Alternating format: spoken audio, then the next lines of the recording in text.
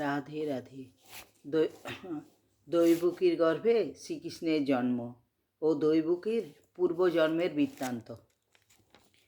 নৃপ বলে মুনিবর শুনিনু বিশেষ, দৈবকীর গর্ভে কৃষ্ণ করিল প্রবেশ।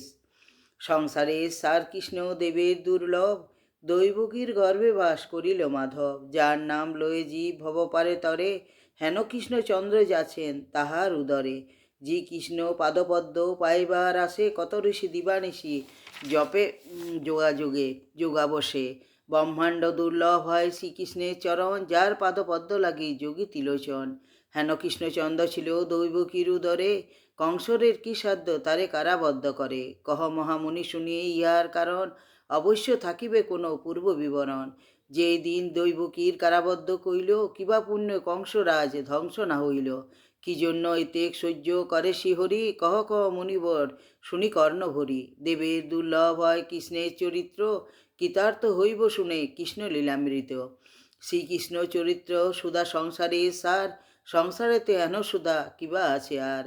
যেই সুধা পান হয় সমন দমন, দিবানিশি কোনো নাই ভাব সে চরণ।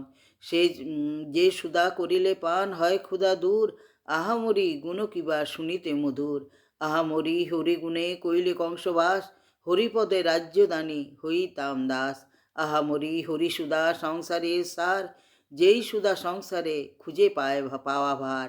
রাজ্যপদ পরিহরি কত মহাজনে, সেই সুধা অন্বেষণে গিয়াছেন বনে। সেই সুধা লোভে সাধু প্রবেশিয়া বন, বাঘ্য কুকুরের করে জীবন অর্পণ। সরকার বলে হরি সুধা অন্বেষণে, দিবানিশি বসে থাকি বাঁকুড়ার বনে। বনে বনে থাকি কৃষ্ণ ডাকি হইবে যে তরু, শিষ্য পড়াইবে বিদ্যা নাই লোকে বলে গুরু।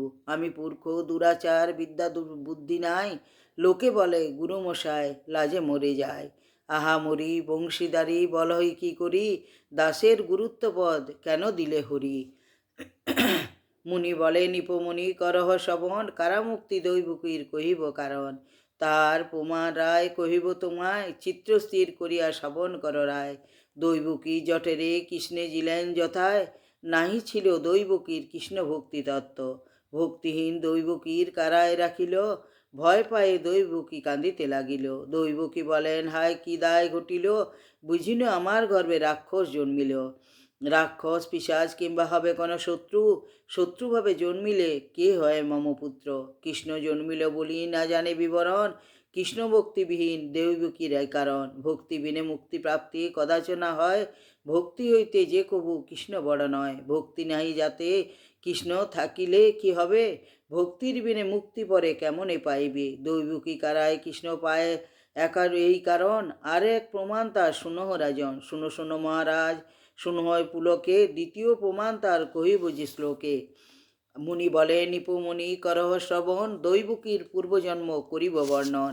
তেতা যুগে দৈবকীর রামের বিমাতা, কৈকেয়ী নামেতে দশরথের বনিতা। রামের দিবে রাজ্য রাজার এই ছিল মনে, কৈকেয়ী বিবাদী হয়ে পাঠাইল বনে। কাল্যপাতে রাম পাবে রাজত্ব সকল, কৈকেয়ী বিবাদী হয়ে পড়ায় বাকল। ভক্তিহীনা কৈকেয়ী রামের না চেনে, সামান্য মালজ্ঞানে পাঠাইল মনে। যদি সেই ভক্তি কৈকেয়ী জানিল সকল, তবে কি শ্রীরাম অঙ্গে পরাত বাকল। ভক্তি বিনা কৈকেয়ী রামকে না চিনিল, রাম অঙ্গ হইতে আভরণ কেড়ে নিল। কেড়ে লয় আভরণ কৈকেয়ী ক্রোধ মনে, ঝরঝর ঝরে বাড়ি রামের নয়নে। তবু তার দয়া কিংবা ভক্তি না জন্মিল, ভক্তিহীন হইয়া বাকলে পড়াইল। মনে মনে অভিমানী হয়ে রঘুপতি, অভিশাপ দানিলেন কৈকেয়ীর প্রতি। মনস্তাপ দিয়ে বনে পাঠাও আমারে, এর যোগ্য দণ্ড পাবে কৃষ্ণ অবতারে। মায় হয়ে পুত্রের শত্রু হলে অবিচারে, পুত্র হয়ে রুষ্ট হবে কৃষ্ণ অবতারে। জন্মিব তোমার গর্ভে মিথ্যা কভু নয়, মম হেতু কারাভোগ হবে কংসালয়। দৈবকী নামিতে হবে রাজার নন্দিনী, মথুরায় হয়ে রবে কংসের ভগিনী। আমার কারণে কংস অতি মন দুঃখে, ভাই হয়ে পাষাণ দিবে তোমার বুকে। এই হেতু দৈবকী যে কৃষ্ণ ভক্তিহীন, করারুদ্ধ করে কৃষ্ণ পেলে কিছুদিন। গর্ভেতে জন্মিলে কিবা হয় মহাশয়, ভক্তি না থাকিলে কৃষ্ণ প্রাপ্তি কিছু নয়।